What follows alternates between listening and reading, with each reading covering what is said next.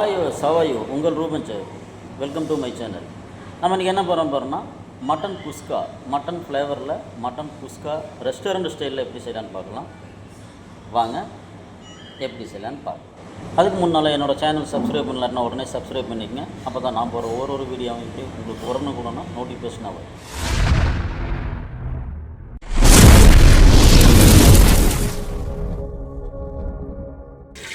முதல்ல ஒரு litre oil ஊற்றிடலாம். அது கூடவே ஒரு 200 கிராம் நெய்யும் ஊற்றிக்கலாம். இப்போ அது ரெண்டும் நல்லா சூடாகட்டும். இப்போ சூடானோடனே பட்டை, கிராம்பு, ஏலக்காய், பிரியாணி இலை, ஸ்டாரு எல்லாம் போட்டுடலாம். அது நல்லா பொரியட்டும்.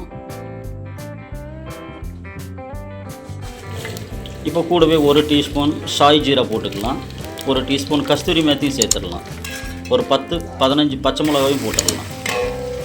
கூடவே நம்ம வெட்டி வச்சுருந்த ஆனியனும் போட்டு மிளகாய் பொடி போட்டு நல்லா கோல்டன் ப்ரௌன் வர்ற வரைக்கும் ஃப்ரை பண்ணலாம் வெங்காயத்தை.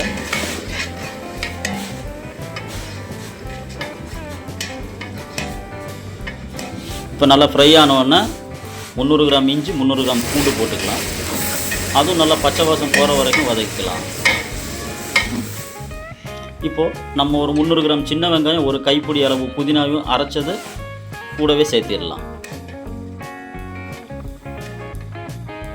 அதுவும் நல்லா பச்சை ஸ்மெல் போகிற வரைக்கும் ஃப்ரை பண்ணிவிட்டு ஒரு 1 கிலோ தக்காளி அரைச்சதை அது கூட சேர்த்து நல்லா கிளறிடலாம். பட்டை, கிராம்பு, ஏலக்காய் பொடி போட்டுடலாம். மட்டன் மசாலா ஒரு 2 டீஸ்பூன் போட்டுக்கலாம். மல்லித்தூள் ஒரு 2 டீஸ்பூன் போட்டுக்கலாம். இப்போ நல்லா ஃப்ரை ஆகட்டும்.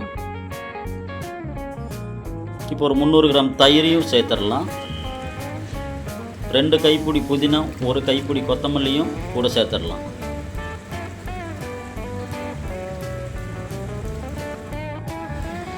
இப்போ நல்லா எல்லாம் சேர்ந்து நல்லா ஃப்ரை பண்ணிடலாம். நல்லா ஆயில் பிரிஞ்சு வர்ற அளவுக்கு ஃப்ரை பண்ணிடலாம். இப்போ மட்டன் பாயில் பண்ண அந்த தண்ணி மட்டும் இதில் ஊற்றிக்கலாம். 1 கிலோவுக்கு 1.5 லிட்டரு ஊற்றிக்கலாம். 4 கிலோவுக்கு 6 லிட்டர் ஊற்றிடலாம்.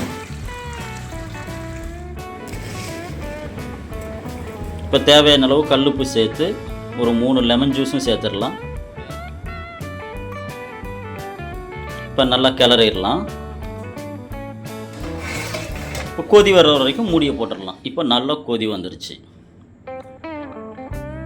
இப்போ நம்ம 4 கிலோ ரைஸை அது கூட சேர்த்துடலாம்.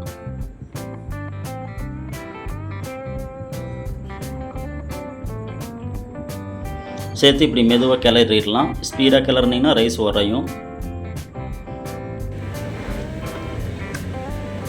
இந்த குஸ்கா பார்த்தீங்கன்னா லைட் எல்லோ கலரில் இருக்கும், சூப்பராக இருக்கும்.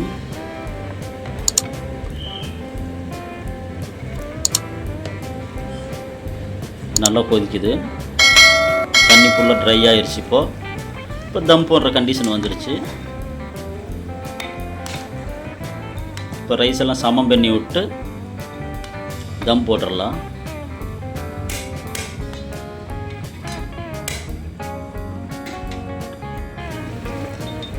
மேலே ஒரு வாழை இலையை வச்சு மூடி போட்டு தம் போட்டுடலாம். ஒரு 20 நிமிஷம் கழித்து ஓப்பன் பண்ணி பார்க்கலாம். இப்போ தம் ஆயிடுச்சு. இப்போ மேலே இருக்க வாழை இலையை எடுத்துகிட்டு கொஞ்சம் நெய் மேலே ஊற்றிட்டு தம் உடைச்சிடலாம். சூப்பராக இருக்குது. நீங்களும் ட்ரை பண்ணி பாருங்கள்.